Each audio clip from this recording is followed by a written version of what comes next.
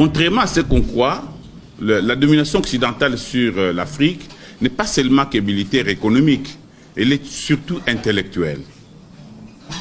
Et d'ailleurs, quand on a commencé la traite négrière vers 15e, 16e siècle, c'est un pape de l'Église catholique, le pape Tommaso, qui a fait une bulle papale pour dire, vous les Blancs chrétiens, allez asservir les nègres. C'est écrit, allez asservir les nègres de façon pérenne. Le nègre reste un esclave, il doit les rester. Et un siècle plus tard, c'est le roi français, Louis XIV, qui va édicter ce qu'on appelle le Code noir, c'est-à-dire le document de la mise en œuvre, n'est-ce pas, de la traite et de la colonisation. Et c'est dans ces documents-là, il dit, l'homme noir est un meuble, c'est-à-dire interchangeable, convoyable à souhait. Et ce document a été fait par Colbert, le ministre des Finances de la France. Donc, ce sont des élites françaises, des élites occidentales qui ont fait ce travail-là. Et quand nous en citons, comme je viens de le dire, c'est Voltaire.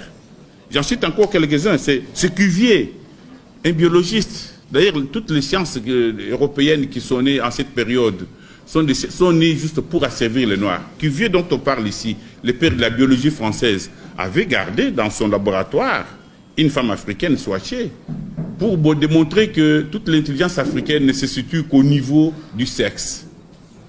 Vous avez Gobineau, vous avez Lévi-Brul en France, vous avez David Hume, Kant, vous avez Hegel. Donc ce sont des gens qui sont étudiés dans nos universités et ce sont ces gens-là, nous faisons beaucoup de thèses là-dessus.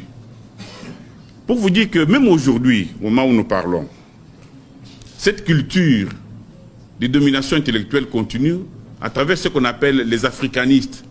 Vous savez, dans les universités occidentales, il y a des gens qui sont payés grassement pour faire des thèses sur l'Afrique, pour écrire sur l'Afrique, pour commenter les statistiques africaines.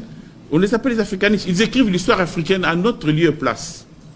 Et chaque fois que nous voulons discuter avec eux, ils viennent ici, nous imposent des programmes dans nos universités. Ce faisant, nous perdons la main sur la transmission des connaissances sur nos propres enfants.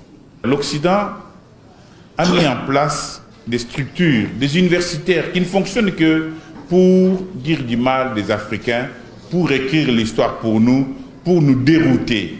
On les appelle les africanistes. Ils sont nombreux. Vous savez, quand en 1950, Cheikh Anta veut faire sa thèse à la Sorbonne, mais ce sont les Balanguiers ici. Balanguiers que vous lisez tous ici, l'Afrique, tout ça. Ce sont des Balanguiers qui sont opposés à la défense de cette thèse. Balanguier était n'est-ce pas, dans les jurys. Ils ont dit, vous voulez, parce que la thèse était intitulée « Qu'étaient les Égyptiens pré-dynastiques ».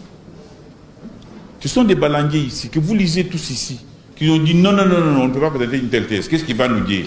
Ils ne lui ont même pas donné l'occasion de la présenter. De toute façon, il ne faut pas être impressionné. Il faut cesser d'être, même si on lit leurs livres, hein, même bon, coupons la poire en deux, lisons leurs bouquins, tout sur l'Afrique, d'accord. Mais il faut peut-être impressionné. Tout est faux dedans, d'un bout à l'autre. Donc, les livres là, bon, je ne veux pas les nommer, vous les connaissez, mais lisez parce qu'ils sont au programme, achetez parce que c'est l'environnement, mais je vous garantis qu'il n'y a aucune parcelle de vérité dedans. Tous les livres africanistes, écrits par des africanistes français, italiens, portugais, espagnols, anglais, hollandais, c'est faux d'un bout à l'autre. C'est du mensonge. Ce sont des crétois, c'est-à-dire des menteurs qui savent qu'ils mentent, mais ils mentent quand même. C'est ça un crétois. Ils sont tous crétois. Ils mentent. C'est-il-moi quelqu'un qui dit que, voilà, mais sur l'Égypte, le cas est bien précis. Sur l'Égypte ancienne, l'Égypte pharaonique, qui était africaine et nègre. Cette Égypte n'est même pas en Afrique. Elle est méditerranéenne, elle est au Proche-Orient. C'est des choses qui valent même pas un sou. Et qu'ils étaient bruns, les femmes étaient jaunes, et les autres étaient en rouge, et que n'importe quoi. Même quand l'ADN dit ceci, même quand la biologie moléculaire dit ceci, même quand les témoignages anciens disent ceci. Voilà. Mais c'est faux, mais c'est la falsification de l'histoire. Moi, je ne sais pas pourquoi on lirait leurs bouquins. Tout cela, sans jeu de mots, s'est fait avec la bénédiction des religions. Il fallait les convertir. Jusqu'à la Bible. Absolument. Jusqu'à la Bible. Et plus tard, il s'est agi d'aller convertir les sauvages.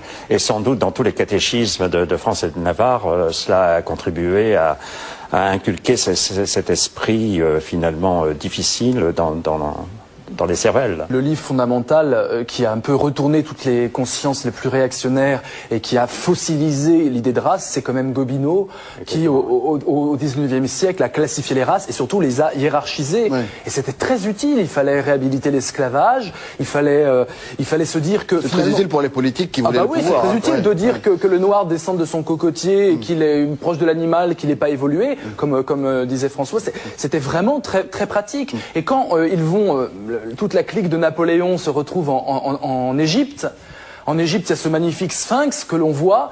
Et puis il y a Volney, qui est un grand intellectuel de l'époque, qui regarde le sphinx et qui se dit... c'est pas une tête d'arabe, ça, le sphinx. Les pommettes hautes, la bouche épatée comme ça. Enfin, il y a quelque chose de négroïde dans le sphinx. Et évidemment, tout ça, ça a été étouffé. C'est dans ses écrits. Hein, Volney dit, le sphinx est noir. Enfin, le sphinx est plus proche du noir que de l'arabe. C'est ce qui est logique, puisque les arabes sont venus largement après la fin de l'Empire égyptien. Oui, mais il y a quand même une précision, parce qu'en Égypte, du nord au sud, vous avez au sud des Noirs et au nord Bien sûr, mais Noirs. Vraisemblablement, c'est de par la Tanzanie que c'est parti, puisqu'ils ont simplement suivi le Nil, mais les premières dynasties, 5e dynastie, des grandes constructions géantes, ce qui fascinait Napoléon à l'époque, il se trouve que c'était peut-être des gens, mais en tout cas noirs de peau, et à l'époque, le noir de peau posait problème. C'est tellement tabou ce que je vous dis là, c'est tellement hallucinant de se dire que peut-être que la civilisation, le début de la civilisation égyptienne pharaonique, ce qui nous émerveille tant, a été bâti par des hommes qui avaient un taux de mélanine assez élevé, qu'il y a même une science qui s'est constituée, qu'on appelle les africanistes, qui existent encore aujourd'hui. Quand vous allez au Louvre, vous avez affaire à des africanistes.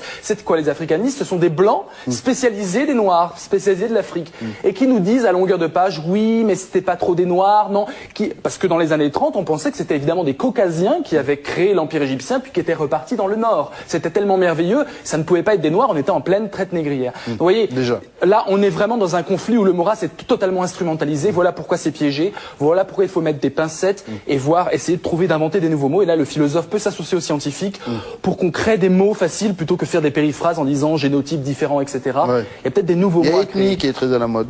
Ethnie aussi pose d'autres problèmes. C'est que au moment où l'impérialisme, n'est-ce pas, atteint son apogée en quelque sorte, dans l'état moderne, en tout cas au 19e siècle, au début du 19e siècle, l'Occident découvre que c'est l'Égypte et une Égypte noire qui a apporté tous les éléments de la civilisation à l'Europe. Et cette vérité, il n'était pas possible de l'exprimer. Voilà la vérité, voilà la réalité.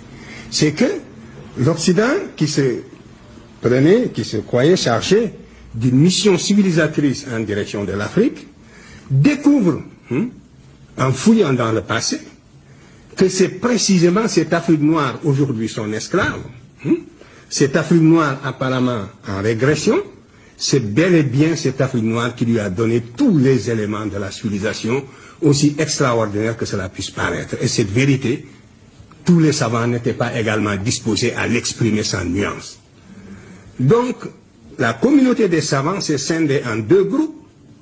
Les savants de bonne foi qui ont eu le courage de regarder la vérité en face et de dire aussi extraordinaire que cela puisse paraître. Pourtant, c'est cela.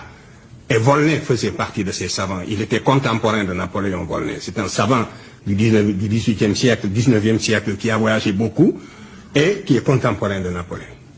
Il faisait partie de ceux qui avaient le courage d'exprimer cette idée. Et ensuite, toute la lignée presque des égyptologues qui ont falsifié l'histoire de l'humanité de génération en génération et qui ont commis un crime le plus grave contre la science et l'humanité. Au sein